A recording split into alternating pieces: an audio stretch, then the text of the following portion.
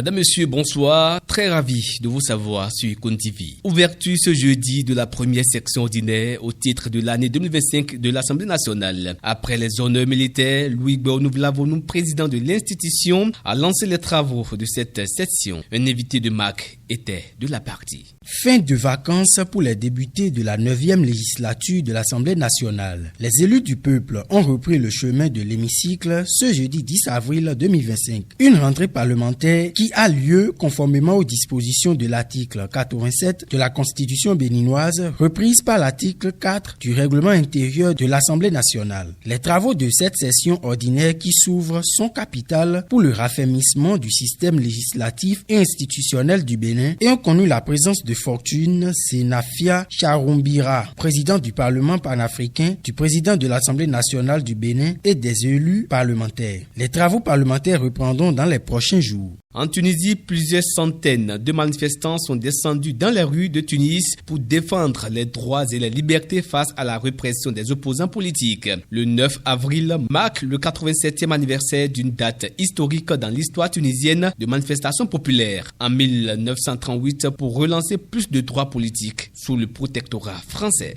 Des centaines d'opposants, majoritairement des sympathisants du Parti des Historiens libres, se sont rassemblés mercredi à Tunis pour défendre les libertés et dénoncer une régression des droits dans le pays berceau du plein temps arabe. Le rassemblement du FSN a réuni à peine une centaine de personnes alors que le PDL a mobilisé entre 500 et 1000 manifestants selon des journalistes de la presse locale.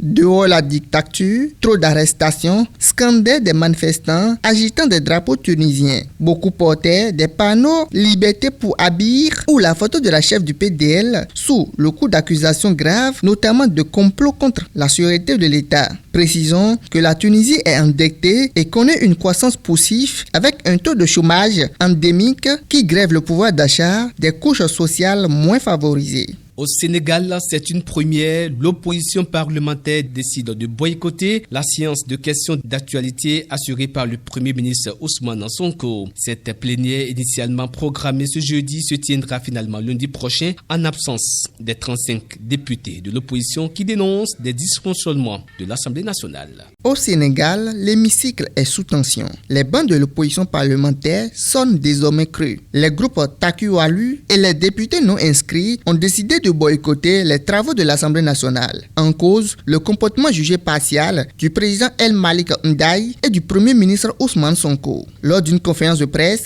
les opposants ont dénoncé une gestion biaisée de la session plénière sur la loi d'interprétation de l'amnistie. Le président de l'Assemblée est accusé d'avoir failli à son rôle d'arbitre et d'avoir cautionné les essais du pouvoir exécutif. Thiemo Alassane, leur porte-parole, pointe du doigt des propos déplacés du Premier ministre resté sans réaction et va jusqu'à parler de trahison institutionnelle. Des incidents dans l'hémicycle où des députés auraient été pris à partie par des militants aggravent la facture. Malgré tout, les députés d'opposition disent rester ouverts au dialogue mais exigent des conditions respectueuses de leurs droits et de leur mandat.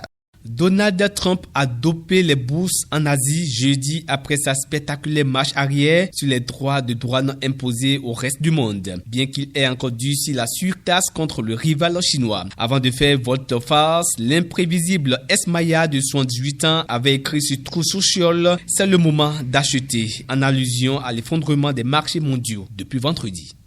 Revirement spectaculaire à Washington. Donald Trump a surpris le monde entier en annonçant la suspension pour 90 jours des hausses de droits de douane décidées plus tôt. Désormais plafonnées à 10% pour l'ensemble des pays. Ces taxes ne s'appliqueront pas à la Chine, lourdement pénalisée à hauteur de 125%. Selon le président américain, c'est la chute du marché de la dette aux États-Unis qui a motivé cette décision. Au résultat immédiat, Wall Street a bondi et les cours du pétrole ont suivi.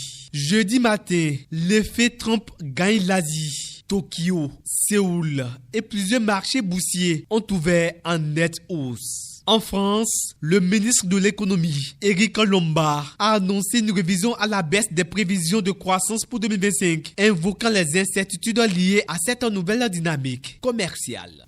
En sport, la moitié du chemin vers les demi-finales de la Ligue des Champions 2024-2025 est faite. Les quarts de finale aller de la Ligue des Champions ont livré le verdict ce mercredi après une deuxième soirée européenne de haute volée. Retour sur les résultats de quelques matchs livrés.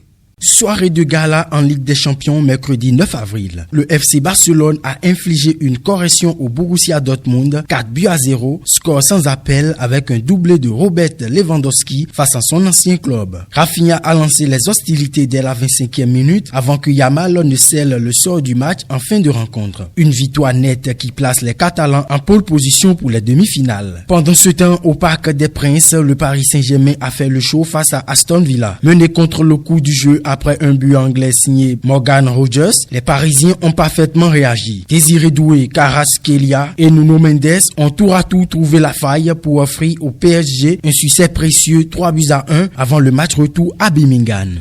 Ainsi se referme ce rendez-vous de l'information sur Econ TV. Merci de l'avoir suivi. À très vite.